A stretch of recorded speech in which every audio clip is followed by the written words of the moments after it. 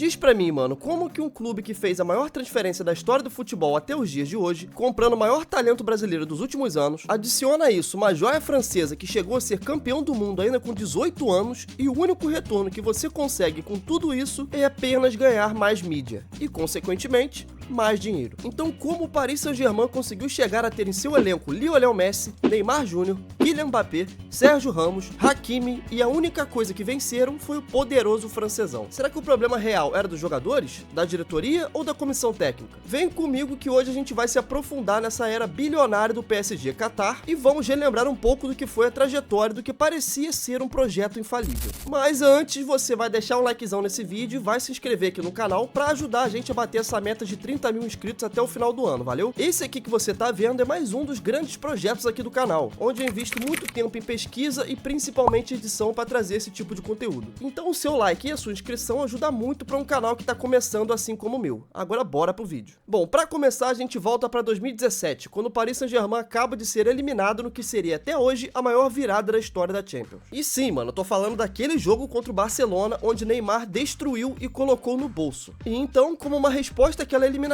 e uma tentativa de se tornar um time que seria respeitado no mercado de transferências, o PSG direciona todas as suas fichas em tirar Neymar do Barcelona, para mostrar ao mundo que a partir daquele momento era pra valer. E então, pela bagatela de 222 milhões de euros, o PSG efetuou a compra e agora eles teriam o terceiro melhor jogador do mundo em seu elenco. O objetivo era claro, mano, liderar um time que brigaria forte em todas as frentes e que tinha como principal ambição ser campeão da Champions League. A apresentação de Neymar foi digna da maior contratação do mundo da bola. Com seu nome estampado na Torre Eiffel, o brasileiro chegava a Paris em um contrato de 5 anos. Essa foi a principal amostra de dinheiro infinito que o PSG iria demonstrar a partir dali. E mano, o impacto dessa contratação foi algo sem precedentes no esporte, pelo menos no que diz respeito à mídia. O PSG, que era um clube irrelevante no cenário europeu e principalmente aqui no Brasil, em pouco tempo se tornou um dos times europeus mais populares aqui na América do Sul. E os impactos de sua transferência para o PSG deixavam tudo isso comprovado. O Paris agora era um time relevante em todos os quesitos, seja esportivo, midiático ou então para atrair novos talentos. E antes da gente começar a citar os vários erros, tem um acerto que é muito importante de ser citado: o acordo entre o clube e a Jordan, que é uma marca de materiais esportivos. E isso foi sem dúvidas um acerto gigantesco. O PSG vendia camisas igual água no deserto, mano. E não era só pelo impacto da imagem do Neymar, é porque as camisas realmente eram muito bonitas, mano. Todo ano era uma mais linda que a outra.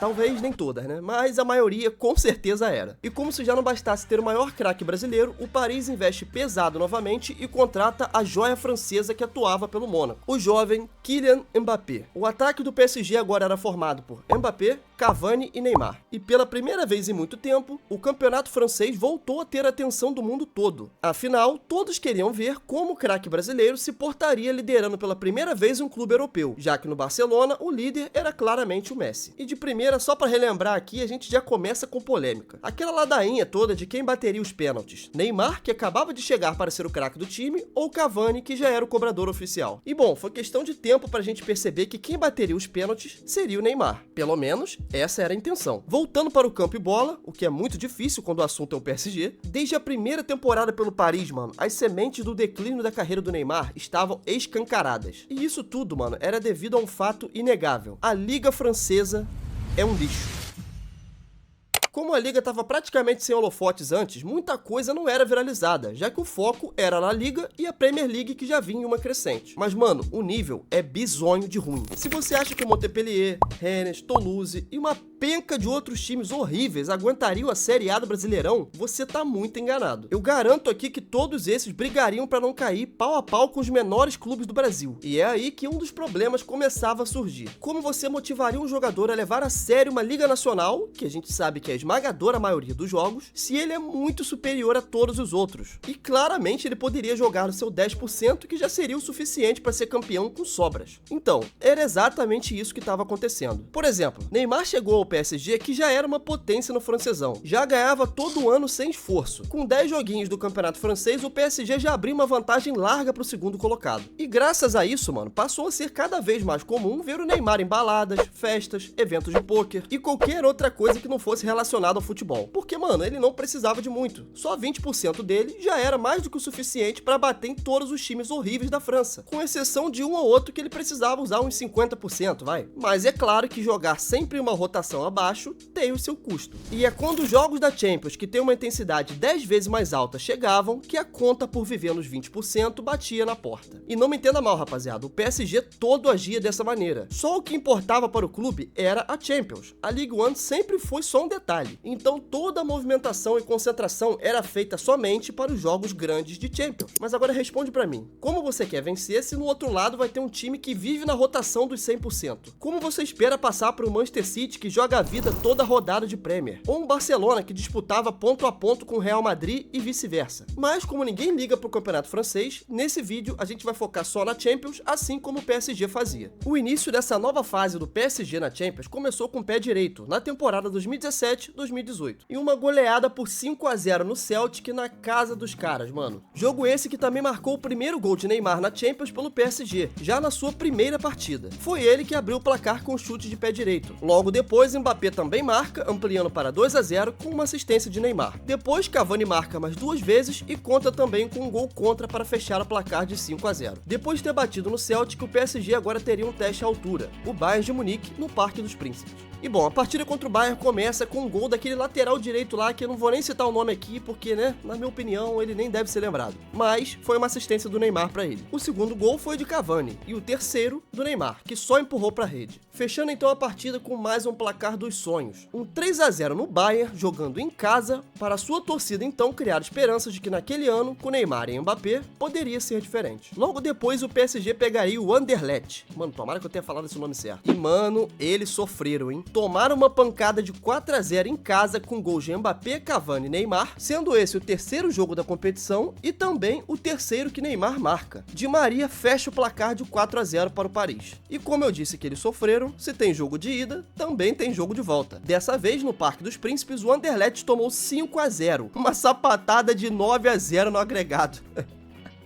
Mano, que o torcedor do PSG deve ter se iludido nesse começo é sacanagem. Enfim, mano, 3 gols do Kurzawa, 1 do Verratti e 1 do Neymar de novo. Até aqui, 4 jogos de Champions e 4 gols do adulto Ney. E mano, como o Anderlecht sofreu, o Celtic ficou com inveja e quis mostrar que poderia apanhar mais. Foi para o jogo da volta no Parque dos Príncipes e tomou um sacode de 7-1. Com 1 minuto de jogo, o PSG ainda deixou ele fazer o primeiro. Isso aqui é tipo quando você vai jogar um FIFA com seu primo, tá ligado? Aquele molequinho de 5 anos de idade. Aí você deixa ele fazer o primeiro gol só pra ele pensar que vai ganhar? Então, é tipo isso. Logo depois o carro passou, irmão. 2 gols do Neymar, 2 gols do Cavani, 1 do Mbappé, 1 daquele lateral lá que vocês sabem quem é e 1 do Verratti. E agora, depois de humilhar geral, o PSG ia para o seu último jogo na fase de grupos. Dessa vez contra o Bayern de Munique na Alemanha. E vindo embalado do jeito que veio, bom, não adiantou nada porque tomaram 3-1 pra mostrar que time pequeno tem que sofrer mesmo. Então, finalmente essa fase de grupos acabava. O PSG agora saía com uma impressão maravilhosa, mesmo tendo perdido o último jogo para o Bayern. E bom, depois de uma fase de grupos linda como essas, o que poderia dar errado nas oitavas? E bom, aqui nós temos mais um grande rival do Paris Saint-Germain durante toda essa fase de Neymar e Mbappé. O sorteio. Logo nas oitavas de final, o Real Madrid. E assim, mano, eu acho bem difícil você não saber, mas caso você seja um mero gafanhoto e você acha que o Real Madrid de hoje, do Vini Júnior, Mbappé, Bellingham e Rodrigo é forte, é porque você tava comendo terra no parquinho da escola e não viu esse Real Madrid aqui do CR7. Aqui sim, o bagulho era de verdade, parceiro. Pegar esse time na Champions era praticamente sentença de morte. E bom, vamos lá. Primeiro jogo no Santiago Bernabéu. O impossível tava acontecendo, mano. O Paris Saint-Germain jogava bem e tava batendo de frente com o Real. Tanto que abriu o placar ainda no primeiro tempo, com gol de Rabiot aos 33 minutos. Mas, mano... Cara, eu tô rindo aqui lendo o roteiro que eu mesmo escrevi, porque, cara, é muito bizarro esse pacto do Real Madrid, mano.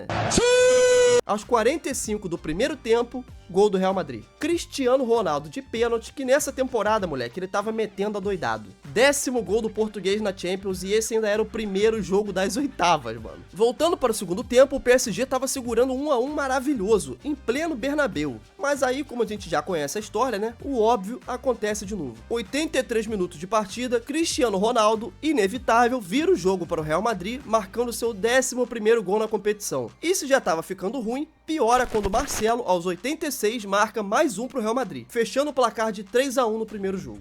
Meu amigo, e se tudo já tava ruim, calma que pro Paris sempre pode piorar. Agora aconteceria pela primeira vez algo que infelizmente viria se repetir muitas vezes no futuro. Neymar sai lesionado após uma partida no campeonato francês. Aquela maldita lesão no 5º metatarso do pé direito. E bom, agora eu vou dar uma pausa nos fatos para poder expor a minha opinião nua e crua, valeu? Depois dessa lesão, que o ciclo de lesões do Neymar teve início. Na minha opinião, mano, você consegue até separar, tá ligado? Existe um jogador Neymar antes dessa lesão e um depois. Mas é aquilo, ele era tão bom, tão superior à maioria, que mesmo que seu físico tenha caído drasticamente, ele ainda conseguia ser superior. Mas aquele Neymar auge, e principalmente constante, nunca mais voltou depois dessa lesão. E bom, como a minha opinião pouco importa, vamos voltar pros fatos aqui que realmente é o que interessa. A lesão acontece no dia 25 de fevereiro, mano. 2 semanas antes do jogo da volta contra o Real Madrid no Parque dos Príncipes. Então, o PSG teria que escalar uma montanha sem o seu principal jogador. Era óbvio que ia dar merda, né? O primeiro tempo, mano, até que foi disputado. Já que mesmo sem o Neymar, o PSG dava seus pulos pra se manter competitivo. Já que o seu substituto era o Di Maria, que vamos combinar, tá muito longe de ser ruim, né? Bom, como eu disse, o primeiro tempo foi pegado e termina em 0-0. Mas o Paris precisaria de um 2-0 pra se classificar, já que ainda existia o critério do gol fora. Porém, mano, o que eles receberam mesmo foi mais um gol do CR7. Aos 51 minutos ele marca e dessa vez de cabeça, sendo esse o 12º gol dele na competição. E mano, a gente ainda tava nas oitavas de final, velho, que loucura. Aos 71 minutos o Cavani ainda consegue empatar pro Paris, mano. Mas o Real resolve acelerar novamente e vira o jogo aos 80 minutos, com gol de Casemiro e assistência de CR7. E a impressão que dava era essa, mano. Se o Paris acelerasse, eles acelerariam também e fariam quantos gols fosse necessário. A diferença era absurda em todos os sentidos, mas principalmente no psicológico. O Paris claramente se cagou todo quando viu o Real Madrid bicampeão da Champions na sua frente. A verdade é essa. O jogo então terminava em 2-1, com um placar agregado de 5-2 para o Real Madrid, que avançava para as quartas de final, eliminando precocemente o clube francês. Maldita lesão no metatarso, mano. Não dá pra cravar que com o Neymar em campo o PSG passaria, mas com certeza seria um jogo diferente. E bom, nessa temporada o Paris levou todos os títulos possíveis na França. E aqui não vou nem desperdiçar o tempo valioso de vocês comentando esses jogos horríveis do campeonato francês, valeu? Dando sequência agora para a temporada 18-19.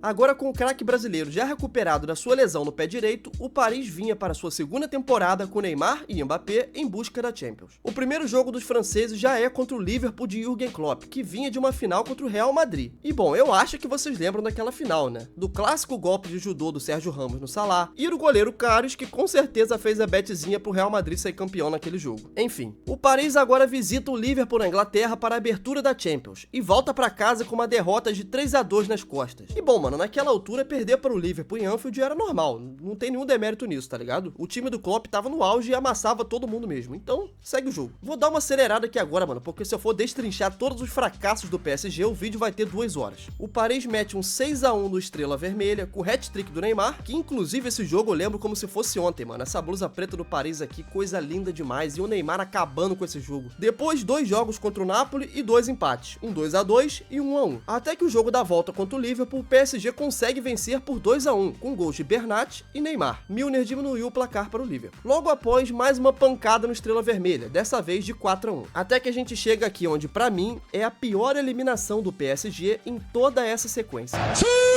Novamente, nas oitavas da Champions, Neymar não estava disponível. Pelo segundo ano consecutivo, o brasileiro sofre com a mesma lesão no pé direito, fraturando o mesmo 5º metatarso. Eu falei que depois da primeira lesão ali ele nunca mais foi o mesmo. E mesmo sem o Neymar, o PSG vence o United fora de casa por 2-0 com gols de Kimpembe e Mbappé. No jogo da volta no Parque dos Príncipes, o bizarro acontece novamente. O Paris perde para o Manchester United por 3-1 e é eliminado graças ao critério do gol fora. Na moral, rapaziada, isso aqui pra mim não existe, tá ligado? Aquele Manchester United é ridículo de ruim. E mesmo assim foi capaz de ir na casa do PSG e virar um 2-0 que tinham sofrido resolvido em casa, pô. E, mano, a única coisa boa dessa partida foi a reação do Neymar, que tava assistindo o jogo no estádio, tá ligado? E acabou virando meme no mundo todo. E claro, a gente não pode deixar de falar do suposto jogador de futebol Kimpembe, que na verdade, mano, é só um Léo Pelé com grife. Até hoje eu não sei o que os franceses viam tanto nesse cara aí, mano, pelo amor de Deus. E bom, Paris venceu novamente o francesão passeando, mas eles conseguiram perder a Copa da França na final contra o Rennes nos pênaltis. E inclusive, mano, gerou aquele trecho polêmico do Neymar socando um torcedor no estádio. Ai, mano, o Neymar gerava entretenimento, papo reto, velho. Tô me divertindo fazendo esse vídeo aqui, na moral. Bom, então na temporada 19-20, aqui finalmente um ano digno de todo o investimento do clube francês. Dessa vez comandado por Thomas Tuchel, o técnico alemão parece ter extraído a melhor versão do Neymar pelo PSG, trazendo o brasileiro para jogar um pouco mais como meia de criação do time, mas sempre aparecendo na área também para marcar gols. Em outras palavras, o Neymar tinha total liberdade dentro de campo. O clube havia se despedido de Cavani e agora contratado Mauro Icardi, centroavante que vivia grande fase de artilheiro na Europa. E no dia 18 de setembro de 2019, o seu primeiro jogo na Champions, o Paris já enfrentaria o Real Madrid em casa. E bom, na França, Neymar ainda estava se recuperando de lesão, mas Di Maria o substitui e a lei do ex não falha. Ele deixou 2 gols e Meunier anotou o terceiro para fechar o placar contra o Madrid, que estava tentando se recuperar na ausência de CR7 e outros grandes jogadores que fizeram história no clube. Logo depois, o Paris vence o Galatasaray por 1-0 e o Clube Brugge por 5-0 na ida e 1-0 na volta. Até que finalmente temos o jogo de volta no Santiago Bernabéu contra o Real Madrid, que terminaria em um 2-2, com 2 gols de Benzema para o Real e um gol de Mbappé e o outro de Sarabia para o PSG. Agora, finalmente, as oitavas de final começariam. E dessa vez o Paris estava pronto para enfrentar o fantasma de ter caído nos 2 anos anteriores nas oitavas. Mas dessa vez o seu camisa 10 estava saudável e com muita fome de vencer a Champions, após uma enxurrada de críticas da sua própria torcida. Vale lembrar aqui, mano, que nessa época a relação do Neymar com o PSG era horrível, mas ele resolveu que iria apenas jogar o seu futebol e dar a resposta em campo. E foi contra o Borussia Dortmund nas oitavas que o Paris Saint-Germain saiu perdendo o primeiro jogo na Alemanha por 2-1, com 2 gols da jovem promessa Haaland para os alemães e gol de Neymar para os franceses. O jogo da volta então só ocorreu quase um mês depois, com os portões fechados devido aos problemas que o mundo enfrentava naquela época. O PSG então consegue uma vitória contra o Borussia por 2-0, com gols de Neymar e Juan Bernat, eliminando os alemães e finalmente vencendo o fantasma das oitavas de final. E bom, como eu disse antes, a Champions passava por uma fase de menos jogos, devido à pandemia que o mundo estava enfrentando. Então aqui, todos os jogos eram finais únicas, sem jogos de volta. O Paris então enfrentou a Atalanta e venceu por 2-1, com gol de Marquinhos e Choupo-Moting, avançando agora para uma semifinal e dando indícios de que poderia finalmente ser naquele ano que a chave mudaria para o time parisiense. Na semifinal contra o RB Leipzig, o Ney Day rolava solto nas redes sociais, mano. Onde você via aquela foto clássica do Neymar de moicano pra tudo que é lado, tá ligado? E bom, é claro que ele resolveu entrar na onda. Lançou o moicano pra jogo e a JBL embaixo do braço e partiu para uma semifinal de Champions. Fato que não acontecia em sua carreira desde a temporada 14-15 com o Barcelona, onde eles saíram campeões. E o resultado foi um 3-0 sólido do Paris, com gols de Marquinhos, Di Maria e Juan Bernat. E mano, vou confessar aqui que eu gostava bastante do futebol desse Juan Bernat. Eu não faço ideia de onde ele tá hoje, mas nessa época ele até que jogava bem. E bom, agora que finalmente o Paris chegava na final da Champions, com Neymar e Mbappé ambos bem fisicamente, Di Maria voando, o time todo encaixado, nada poderia dar errado, certo?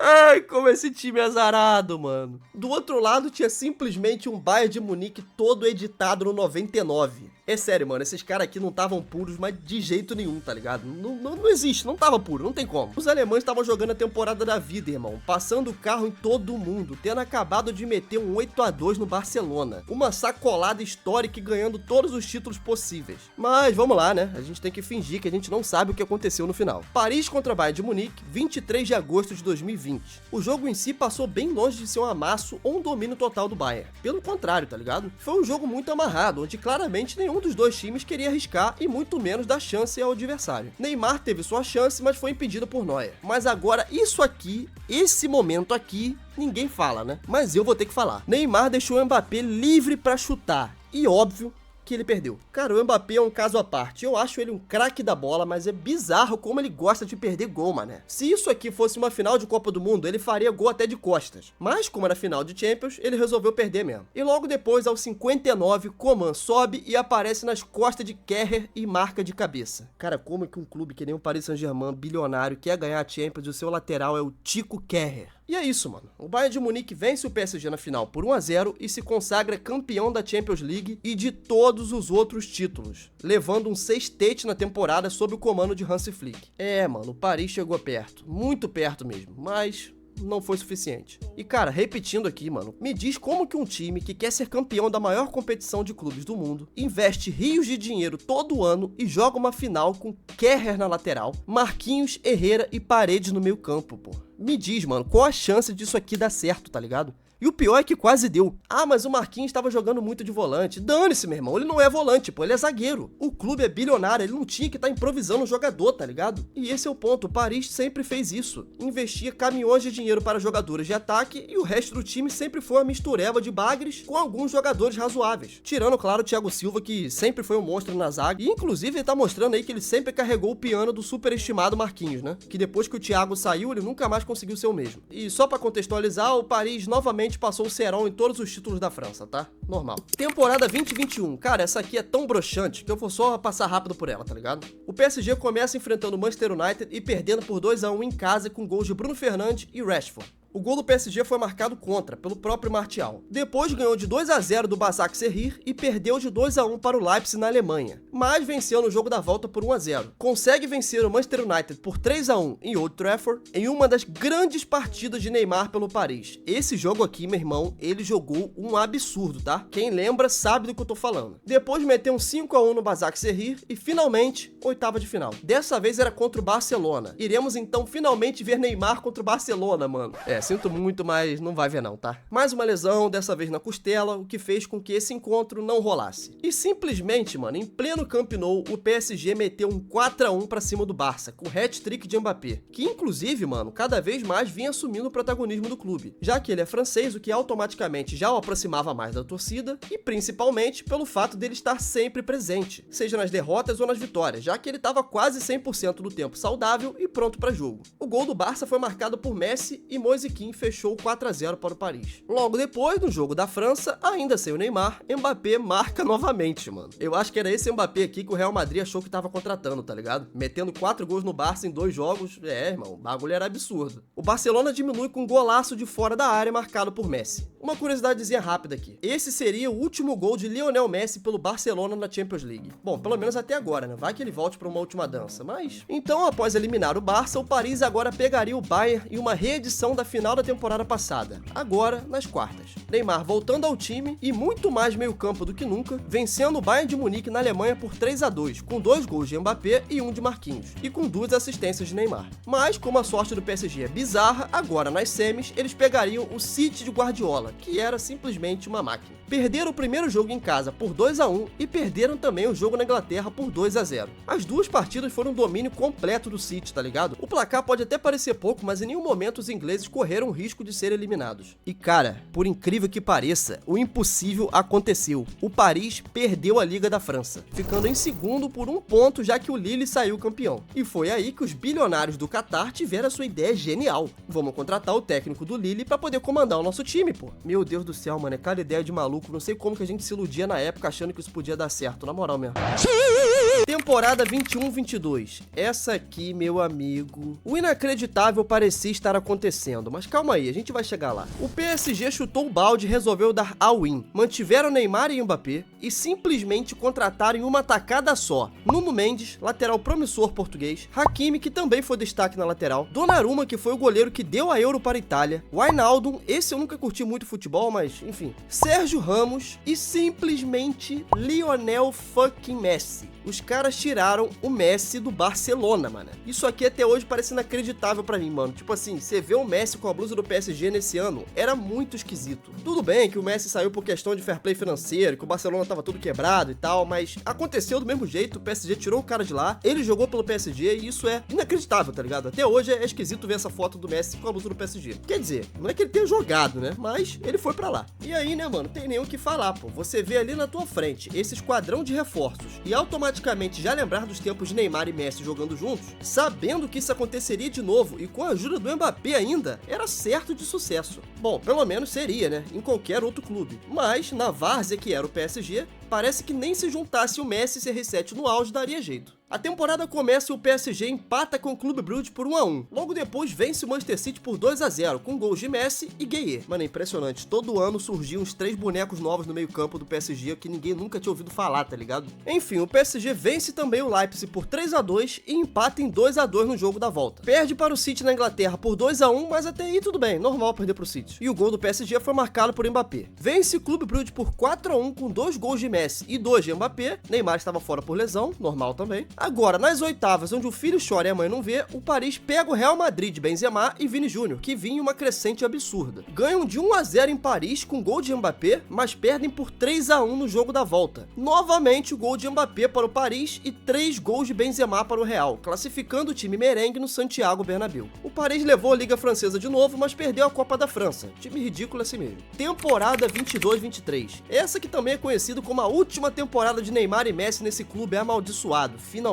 E, mano, essa eu vou simplesmente resumir muito porque ela não existe, pô. É uma temporada a nível do clube, tá ligado? É totalmente ridícula. Vamos lá. Fase de grupos venceu a Juventus por 2-1. Logo depois enfrentou o Maccabi Haifa. Não sei nem que time é esse, irmão, mas meteu 3-1. Empatou com o Benfica os 2 jogos, meteu um 7-2 no Maccabi Haifa. Dá pra ver que o time é bom, né? Esse Maccabi Haifa deve jogar muita bola mesmo. E venceu de novo a Juventus por 2-1. E é aqui que o esforço mínimo do PSG volta a brilhar. Lembra quando eu tinha falado sobre os jogadores só jogarem no seu 20% e tá bom demais, tá ligado? Consequência disso, o Paris passa em segundo do grupo e cai logo contra o Bayern, que era o primeiro do outro grupo. E logo nas oitavas, o Paris leva 1-0 em casa para o Bayern e depois tomam 2-0 na Alemanha, sendo eliminado no agregado de 3-0, não conseguindo fazer um mísero gol em um time onde seu ataque é Lionel Messi, Mbappé e Neymar. Ai, cara, é muito ridículo, meu irmão. Ok, agora vamos lá, mano. Esse aqui é o 11 inicial que jogou contra o Bayern. Com todo respeito, irmão. Quem é Soler? Quem é Zaire Merri na fila do pão, mano? Danilo Pereira. Pô, pelo amor de Deus, cara. Ah, mas o Danilo era um bom volante. Irmão, a gente tá falando de um time que tem Messi, Neymar e Mbappé. O seu meio campo não pode ser o Danilo Pereira, pô. Sinto muito te dizer isso, mas não pode. Aí você vai ver quem entra no decorrer do jogo. Kimpembe, Fabian Ruiz e Vitinha.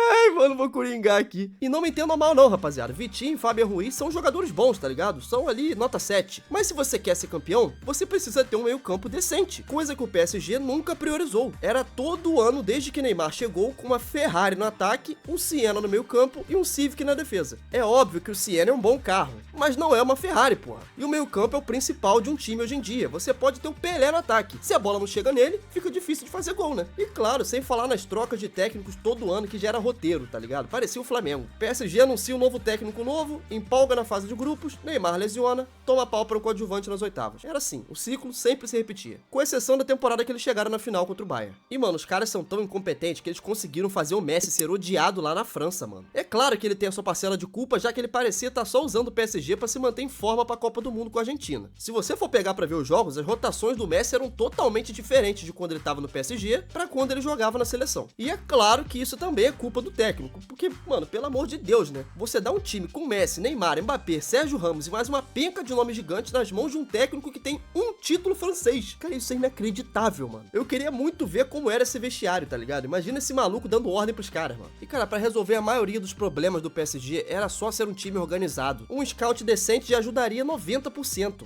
É óbvio que até por questão de fair play, não tinha como o PSG comprar, sei lá, um Toni Kroos, um Casemiro, um Bernardo Silva, tudo na mesma janela. Mas, pô, se você tem um scout decente, você consegue fazer chover com pouco dinheiro. O Real Madrid pagou 6 milhões de euros no Valverde. O Valverde foi um dos titulares dos últimos 2 títulos de Champions League no clube, sendo peça principal, inclusive. Comprou o Camavinga, que jogava no mesmo campeonato francês que o PSG joga. O Tchouaméni, a mesma coisa. O City comprou o Bernardo Silva do Mônaco, pô, que também era do futebol francês. O De Bruyne foi comprado no Wolfsburg da Alemanha, irmão. Então, assim, não tem desculpa. Dava sim pra ter montado um meio campo de verdade e gastado pouco, mas parece que o objetivo do PSG sempre foi o status e não o futebol. Fica cada vez mais claro que a meta do clube era ser midiático, e isso não dá pra negar que eles conseguiram. Bom, pelo menos por um curto período de tempo, porque é um clube tão sem identidade, irmão, que até isso foi por água abaixo. Depois que as estrelas do ataque saíram, o número de seguidores do Paris nas redes sociais caiu drasticamente. As emissoras ao redor do mundo já não compram os direitos de transmissão no francesão e as camisas estão muito longe de vender como água igual era antigamente. Até porque, pelo amor de Deus, a crise também é estética, irmão. Olha como eram as camisas na época do Neymar e do Mbappé pra como tá hoje.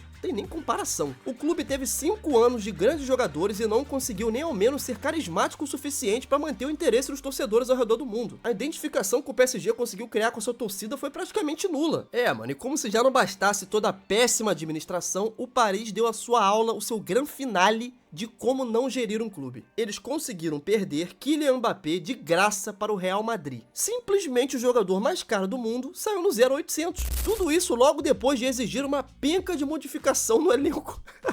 Ai, mano, é bom demais isso aqui, cara. Que vídeo bom de se fazer. E aqui eu vou ser um pouco do advogado do diabo, tá? Eu não acho o Tartaruga esse vilão todo que pintam por aí. Pra mim, era claro que ele queria muito ser campeão. Ele percebeu que o Neymar vivia uma vida muito agitada fora de campo, e que o Messi tava cagando pro Paris, e aí ele se viu como o único trouxa que realmente estava dando a vida em campo. Depois ele tentou trazer uns cria dele da seleção da França pra jogar com ele, mandava e desmandava lá dentro, e quando viu que nem o Pelé faria esse time mudar a mentalidade fracassada que ele tem, ele simplesmente meteu o pé e deixou os franceses lá a ver navios, tá ligado? E aí depois de muito tentar, o PSG resolve dar um pé na bunda do Neymar e do Messi. Na verdade foi mais na do Neymar, né? Porque o Messi ele não quis renovar mesmo. Era claro que ele odiava Paris e a torcida também não gostava dele. Então ele fez mais que certo, mano. Zerou o futebol depois da Copa do Mundo e foi lá curtir praia e vida boa lá em Miami, tá ligado? E o Neymar, a gente sabe, foi pra Arábia, né? Isso aqui, inclusive, não me desce até hoje, mas fazer o quê? Entre o Neymar jogar no Al Hilal e ficar lá mofando no PSG, eu acho que eu ainda prefiro ele no Al Hilal. Pelo menos ele parece estar feliz agora. Este aqui era o ataque do Paris Saint-Germain na temporada 21-22. E agora, esse é o ataque do Paris Saint-Germain na atual temporada. Messi, Neymar e Mbappé se tornaram Barcola, Kangli e Dembélé. Hoje, o Luiz Henrique tenta fazer esse time virar realmente um clube de futebol, e não só uma máquina midiática para moer treinadores e vender camisas. E pra ser sincero, eu acho bem difícil, pra não dizer impossível, que ele arrume algo com esse elenco. Mas vamos ver, né? O futebol é muito louco. E é isso, mano. Essa é a minha visão sobre o Paris Saint-Germain. Um time sem identidade, sem carisma, sem futebol e principalmente, acima de tudo, sem nenhum comando. A maior prova disso é que ele nasceu Kelaif, ou nasceu Kelaif, sei lá como você quer pronunciar o nome do cara. Enfim, ele até hoje tá como frente do clube, mesmo após uma sequência de cagadas, irmão. Pensa comigo, você tem uma empresa, você contrata um gerente com um só objetivo, passa 6 anos e nada deu certo, você só queimou rios e rios de dinheiro seguindo as ideias dele, e quando você para pra olhar, sua empresa mais andou pra trás do que pra frente. Você manteria o gerente? Pois é, o PSG sim, e isso só escancara como eles não estão nem aí, pô. Com certeza, mano, tem muita coisa escondida por trás desse dinheiro do Qatar. Quem sabe um dia a gente descubra pelo menos 1/3 das loucuras que deve ter por debaixo dos panos. E aí, quem sabe a gente entenda o porquê de eles nem ligarem em torrar dinheiro no futebol, enquanto mascaram muitas outras coisas. Enfim, é isso. Aqui eu finalizo mais um grande projeto do canal. Eu agradeço muito a você que dedicou 30 minutos do seu tempo aqui. E quero dizer que esse ano ainda tem mais 3 projetos maiores como esse aqui que você acabou de ver. Bom, por enquanto são só ideias, mas eu espero que eu dê conta de tirar do papel pelo menos até o final do ano. Vou te pedir aquela moral de novo com o seu like, e se você viu até aqui, também para você se inscrever no canal, para não perder os próximos vídeos, porque assim você não tem noção de como me ajuda e também melhora a qualidade dos próximos vídeos aqui do canal, valeu? Tamo junto, muito obrigado e até o próximo vídeo.